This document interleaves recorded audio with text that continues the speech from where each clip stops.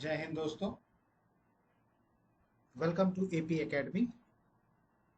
आज हम लोग ओबीसीज के बारे में पढ़ेंगे। Who are OBCs? इस वर्ड से बहुत सारे लोग पता होगा उनको कि ओबीसीज क्या है। आज हम लोग उसके बारे में थोड़ा पढ़ेंगे कि कैसे हम उनको डिस्क्राइब कर सकते हैं, that is other backward classes, OBCs. और अभी रिसेंटली एक इशू हुआ है जिसके तहत हमें ये चीज़ समझनी है कि who are OBCs, what is National Commission for Backward Classes, and what is the recent update about OBCs। अगर हम OBCs की बात करें तो बेसिकली जो OBCs हैं इसको गवर्नमेंट ने एक ग्रुप मेंशन किया है। OBC is a collective term used by the government to classify castes which are educationally or socially disadvantaged. OBCs are referred to as socially and educationally backward classes। देखिए, OBC एक ऐसा term है जिसको government ने notify किया, collective term उसने बोला other backward class.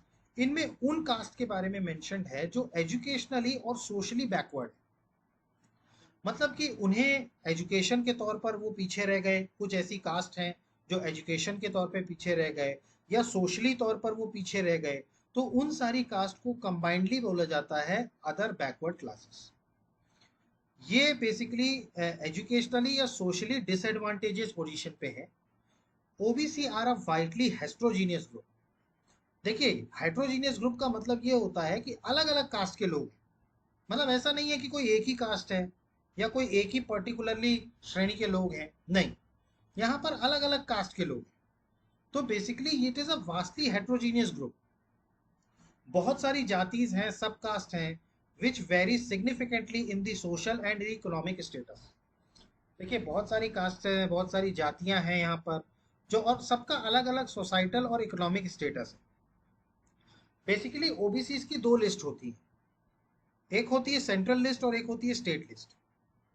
Central list जो ओबीसी में कौन कौन सेंट्रली मतलब जो यूनियन गवर्नमेंट होती है वो अपने कोटा के रिजर्वेशन, मतलब जो सेंट्रल जॉब्स में जो ओबीसी को रिजर्वेशन हैं उनके लिए जिन जिन जातियों को आइडेंटिफाई करती है वो सेंट्रल लिस्ट में ओबीसी में होती है।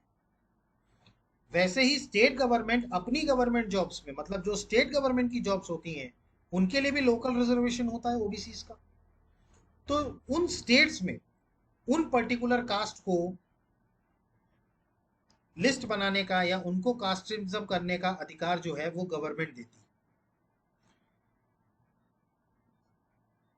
अभी हाल ही में इंडियन गवर्नमेंट ने स्टेट्स को ये पावर दे दी है कि वो अब अपने हिसाब से category wise, caste wise state में अपने लिस्ट के तौर पर बना सकते हैं कास्ट। सो यहाँ पर दो लिस्ट हैं ओबीसी की। एक तो सेंट्रल लिस्ट है। सेंट्रल लिस्ट मतलब जो सेंट्रल गवर्नमेंट बनाती है। क्यों? क्योंकि जो सेंट्रल जॉब्स रहती हैं उनमें रिजर्वेशन देना, या जो सेंट्रल इंस्टीट्यूट्स हैं, इंस्टीट्यूट जो हैं उनमें एडमिशन के लिए जो रिजर्वेशन देना है, तो उसके लिए वो कास्ट आइडेंटिफाई करते हैं। फिर सिमिलरली स्टेट लेवल पे जो स्टेट गवर्नमेंट होती है वो लोकल जॉब्स के लिए, मतलब जो स्टेट गवर्नमेंट की जॉब्स होती है उनमें रिजर्वेशन प्रोवाइड करने के लिए वो कास्ट को आइडेंटिफाई करती है। तो बेसिकली यहाँ पर दो लिस्ट है ओबीसी की। तो ये एक छोटा सा ओवरव्यू था ओबीसी के ऊपर। ओबीसी एक हेट्रोजीनियस ग्रुप है, बहुत सारी जातीज और बहुत सारे सबकास्ट आते हैं इसमें। इसकी दो लिस्ट होती है, सेंट्रल लिस्ट और स्टेट लिस्ट। सेंट्रल लिस्ट जो बनाते हैं वो यूनियन गवर्नमेंट बनाती है और स्टेट लिस्ट जो बनाते हैं वो लोकल। अब ओबीसी के बारे में अभी हम पढ़ क्यों रहे हैं, रीसेंट न्यूज क्या है?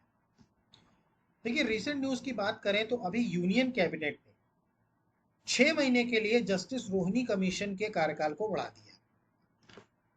यूनियन कैबिनेट ने अभी जस्टिस रोहिणी कमीशन के कार्यकाल को 6 महीने के लिए एक्सटेंड कर दिया।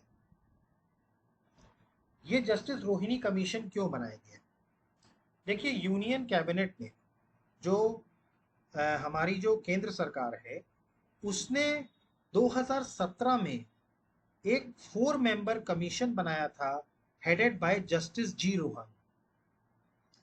ये रिटायर्ड जस्टिस हैं और इनके नेतृत्व में 4 मेंबर्स कमीशन बनाया गया यूनियन गवर्नमेंट के द्वारा 2017 में अंडर आर्टिकल नंबर 340। अब ये आपको याद रखना है, आर्टिकल नंबर 340। देखिए ये सारे जो छोटे छोटे करंट इश्यूज में जो टर्म्स आते हैं ये अपने इंडियन कॉन्स्टिट्यूशन के जो आर्टिकल्स हैं उससे रिलेट होते हैं, तो आपको ये चीज़ें रिलेट करने में आसानी होती है। तो बेसिकली यूनियन गवर्नमेंट में जस्टिस जी रोहनी की टीम ने 4 मेंबर्स कमीशन बनाया गया यूनियन गवर्नमेंट के द्वारा अंडर आर्टिकल नंबर 340। अब इसको क्यों बनाया गया? इसका बेसिक एम ये था कि ओबीसी के रिजर्वेशंस जो हम दे रहे हैं वो उसमें बेनिफिट्स जो हैं वो इक्वली डिस्ट्रीब्यूट ओबीसीज में भी हो रहे हैं कि नहीं हो रहे। देखिए ओबीसी कैटेगरी में बहुत सारी जातियां हैं, बहुत सारी सबकास्ट हैं। अब सबको बेनिफिट मिल रहा है कि नहीं मिल रहा है?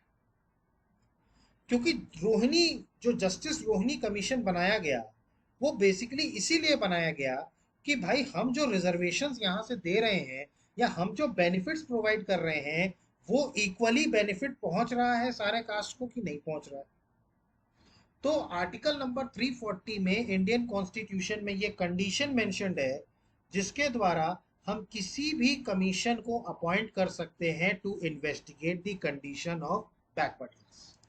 ये चीज आप याद रखिएगा, आर्टिकल नंबर 340 के तहत इंडियन कॉन्स्टिट्यूशन के आर्टिकल नंबर 340 के तहत हम कोई भी कमीशन अपॉइंट कर सकते हैं to investigate the condition of backward classes. तो बेसिकली ये जो कमीशन बनाया गया था ये बेसिकली इसका एम यही था कि भाई जो हम बेनिफिट पहुंचा रहे हैं या जो हम बेनिफिट्स रिजर्वेशंस के थ्रू बैकवर्ड क्लासेस को दे रहे हैं वो सब में इक्वली डिस्ट्रीब्यूट हो रहा है कि नहीं हो रहा। क्योंकि ये रिपोर्ट्स आई कि भाई बहुत सी ऐसी कास्ट हैं जिनको कोई बेनिफिट ही नहीं मिल रहा है डिस्पाइट ऑफ द फैक्ट कि वो ओबीसी लिस्ट में है। तो बेसिकली ये सारी चीजें जो हैं इश्यूज में अभी चल रही है।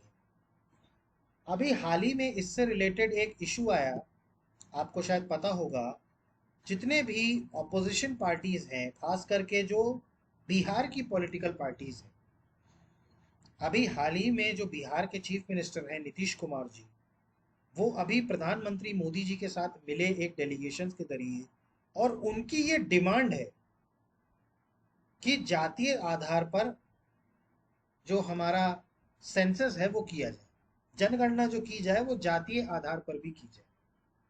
तो ये उनकी डिमांड है बेसिकली, क्योंकि उन्हें ये लगता है या उन्हें ये इस बात का वो है कि भाई सबको बेनिफिट नहीं पहुंच पा रहा, उतना बेनिफिट सबको नहीं पहुंच पा रहा। सो ये रीसेंट न्यूज़ थी अभी जस्टिस रोहिणी कमीशन के, ये जो कमीशन है इसको 6 महीने के लिए एक्सटेंड कर दिया गया है। इसके अलावा अब हम और देख लेते हैं national commission for backward classes. NCBC जो है ये स्टैट्यूटरी बॉडी है, ये बेसिकली कब बनाई गई? 1993 में।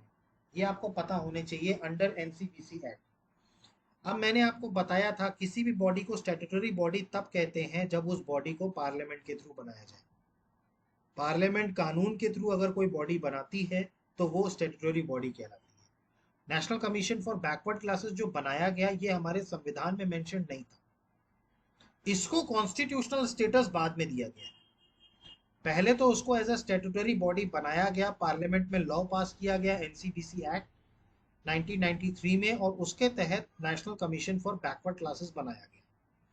बट इसको 102nd कॉन्स्टिट्यूशनल अमेंडमेंट एक्ट के तहत इसको कॉन्स्टिट्यूशनल बॉडी बना दिया गया। अभी हाल ही में 102nd कॉन्स्टिट्यूशनल अमेंडमेंट एक्ट 2018 में पास किया गया, जिसके तहत अब इस बॉडी को जो national commission for backward class है इस बॉडी को कॉन्स्टिट्यूशनल बॉडी बना दिया गया and it is present under article 338B of the Indian constitution. आपको ये पता होना चाहिए आर्टिकल 338B क्या बोलता है, there is a national commission for backward classes. और भी आपको कुछ डिटेल्स आपको पता होनी चाहिए। आर्टिकल नंबर 338 किसके लिए बोलता है? National commission for SC, schedule caste के लिए जो नेशनल कमीशन बनता है और 338A जो है वो बनता है नेशनल कमीशन फॉर एसटी। ये पहले एससी एसटी एक ही था, बाद में 2001 में इसको बाइफरकेट कर दिया गया और एसटी के लिए एक अलग से नेशनल कमीशन बनाया गया, वो भी एक कॉन्स्टिट्यूशनल बॉडी है। और अभी हाल ही में 102nd कॉन्स्टिट्यूशनल अमेंडमेंट एक्ट के तहत national commission for backward classes को भी एक कॉन्स्टिट्यूशनल बॉडी बनाया गया। नाउ ये कमीशन करता क्या है? In the case of grievances related to non implementation of reservations, economic grievances, violence etcetera, people will be able to move to the commission. मतलब बेसिकली ये बैकवर्ड क्लासेस में जो अगर मान लीजिए कि कोई अत्याचार होता है, कोई वायलेंस होता है, या उनको रिजर्वेशंस में कोई इम्प्लीमेंटेशन नहीं हो पा रहा है, या इकोनॉमिकली वो लोग वीक हैं, तो उसकी complaints national commission for backward classes में की जाती हैं और बैकवर्ड क्लासेस की सारी रिपोर्ट नेशनल कमीशन जो होता है वो सबमिट करता है। तो बेसिकली ये जो कमीशन होता है ये इंक्वायर करता है कंप्लेंट्स को और उनको राइट्स और सेफगार्ड्स प्रोवाइड करता है national commission for backward classes. जो काम एससी के लिए national commission for schedule caste करते हैं और जो काम national commission for schedule tribes करता है एसटी के लिए। सो आई होप कि आपको ये चीज़ समझ में आई होगी, ओबीसीज के बारे में आपको क्लियर हुआ होगा, अभी हाल ही में क्या न्यूज़ है वो भी क्लियर हुआ होगा, और national commission for backward classes भी क्लियर हुआ होगा।